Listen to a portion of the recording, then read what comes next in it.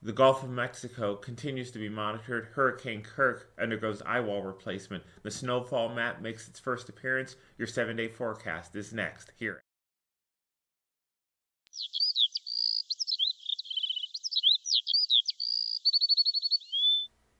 Good evening. I'm Chief Meteorologist Christopher Hale for here at the Weather Farm.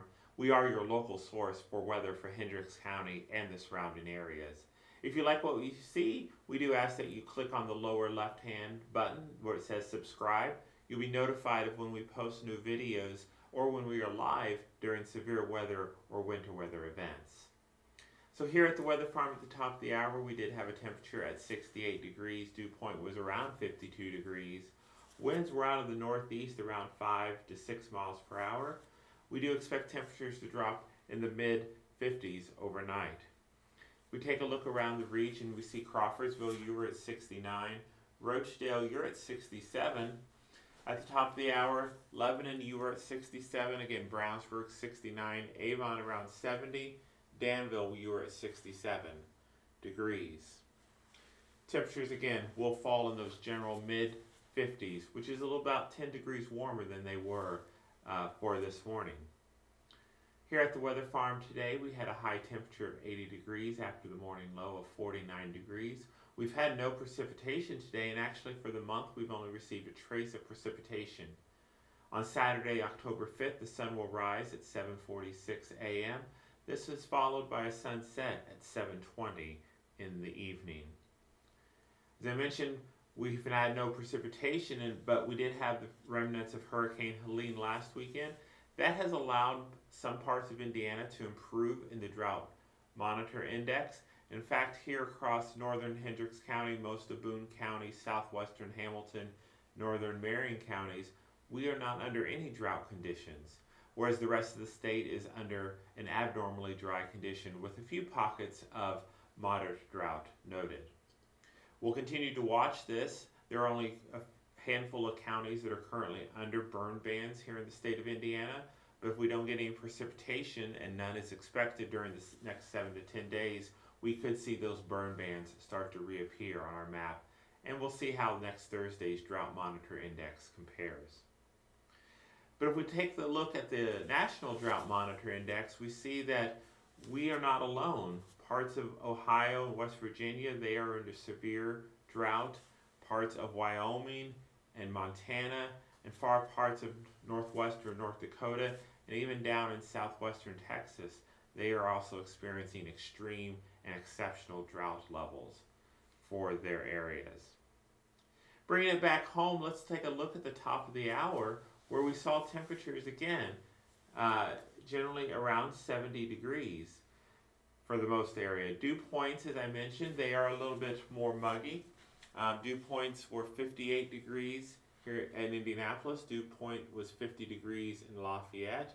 Again, you've probably noticed it's ever so slightly. Dew points over the weekend will rise into those low to mid 60s.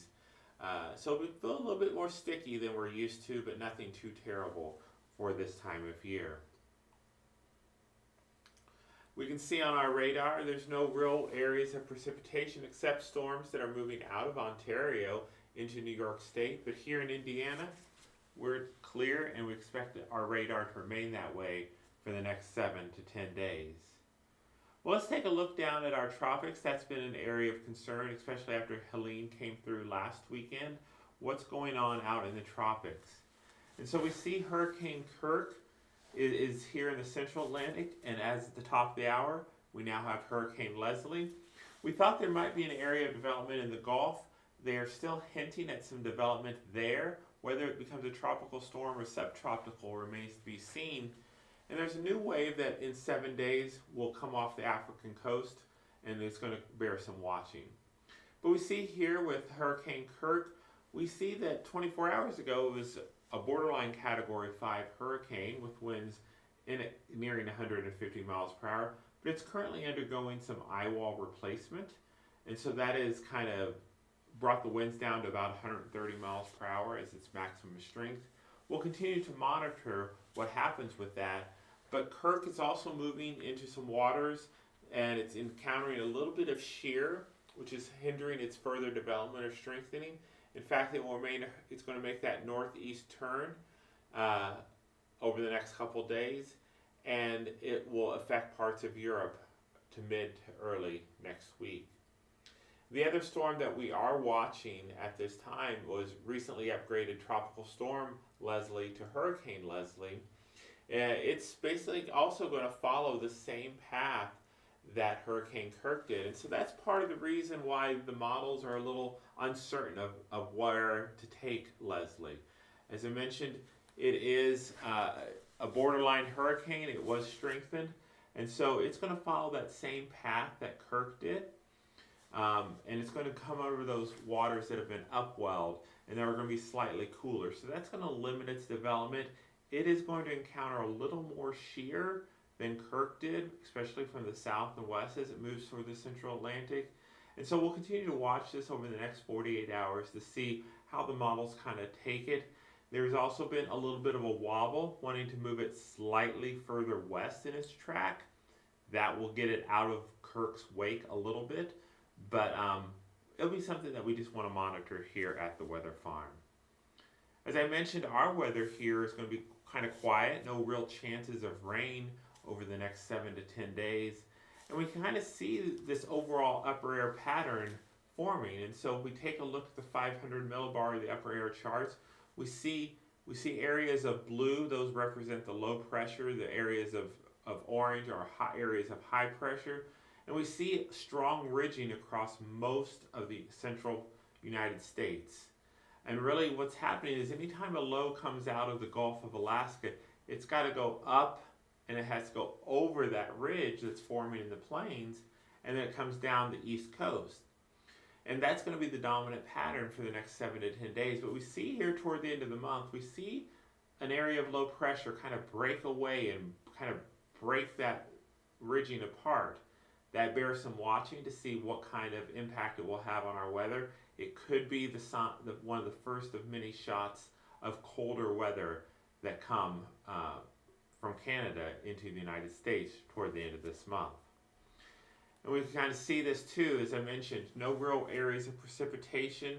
There is a system that's going to skirt the Dakotas and northern Minnesota over the weekend, but for the most part, most of the precipitation is going to stay north of the border, or it's going to stay down here in the Gulf as we continue to watch what exactly happens with whether it becomes a tropical system. But as we mentioned, we saw in the upper air chart, it's toward that mid of the month where we see that stronger push of cold air, where we can start to see the first hints of snowfall in some parts of the United States, as well as some needed rain for most of the central plains. Because if we look at the precipitation over this weekend, we don't see a lot of it. We see a lot around the Gulf, in the Gulf, but along the Louisiana, Alabama, Mississippi, and Georgia, generally under an inch of precipitation. We look across the Northeast, we don't really see much in the way of precipitation there, generally staying under a ½ inch as well. I mentioned we're starting to see hints of snowfall, and that's occurring this weekend as well. We take a look at our snowfall forecast map, we see parts of British Columbia and into Manitoba experiencing some snowfall. And then we have parts of Saskatchewan also receiving snowfall. These areas up here will receive anywhere from 2 to 4 inches with localized 4 to 5 inches, especially as you go north and east of Lake Winnipeg. That's where we'll see the highest totals. The water's still relatively warm. Winds coming out of the southwest are going to generate some lake effect snows off of Lake Winnipeg over this weekend. Off our map, but still equally impressive, if you go further up into British Columbia, in those higher elevations, above 5,000 and 6,000 feet, we're expecting 2 to 3 feet of snow, which will start to build that good snowpack for those areas this time of year. And as we mentioned, those strong winds that are going to help feed those storms, we see that here on our map. These are our projected wind gusts, and we see the strongest wind gust, again, being across Montana, the Dakotas, into Manitoba and Saskatchewan, moving their way into Ontario over the weekend. So again, those winds are going to help aid that lake effect snow across Lake Winnipeg. And even here across Indiana, by Sunday, we can see wind gusts around 20 to 25 miles per hour.